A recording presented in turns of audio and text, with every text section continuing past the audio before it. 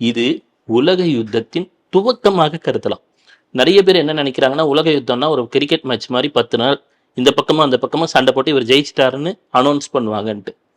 உலக யுத்தங்கள் என்பது இதுவரை நாம் பார்த்த பொழுது படிப்படியாக துவங்கி இருக்கின்றன. ஒரு நிகழ்வு நடக்கும், ஒரு 3 மாசம் 2 பேரும் அடிச்சுக்குவாங்க, அப்புறம் உலகத்தோட இருந்த ஒரு பகுதியில் திருப்பியும் ஒரு அமைதி ஒரு 3-4 மாசம் வரும், திருப்பியும் வேறொரு பகுதியிலே அடித்துக் கொள்வார்கள். இது திடீர் என்று துவங்கக்கூடிய நிகழ்வாக இருக்கும். எப்பெல்லாம் துவங்கும்னா, கிரகத்துல செவ்வாய் ராகு செவ்வாய் கேத்து சேரும் பொழுது அதன் வலிமை மிக மிக அதிகமாக தென்படும். தற்பொழுது கும்பத்திலே, கும்பம் என்று சொன்னாலே எண்ணெய் கிணறை குறிக்கக்கூடியது, அந்த எண்ணெய் கிணறுகள் இருக்கக்கூடிய பகுதியை குறிக்கக்கூடியது. இப்ப நம்ம பார்க்கிறோம், மத்திய கிழக்கு நாடுகளிலே பதட்டம். எப்பவுமே தெரிஞ்சுக்கணும், அச்சம் கூடாது. அச்சமே பெரிய எதிரி.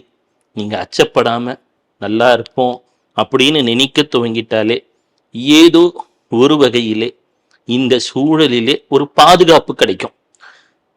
சூழலே மாறுமா அப்படின்னு கேட்டா நம்மால் சொல்ல இயலாது. சூழலை மாற்றக்கூடிய அதிகாரம் என்பது இறைவனுக்கு மட்டுமே உண்டு.